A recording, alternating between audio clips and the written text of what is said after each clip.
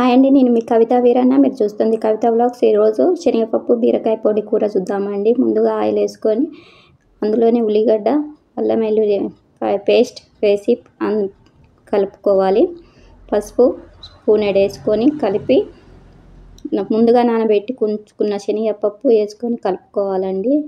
ఇలా నానబెట్టడం వల్ల పప్పు మంచిగా కరకరలాడుతుంది. పొడి కూర ఇష్టపడేటోళ్ళకు మంచి రెసిపీ అండి.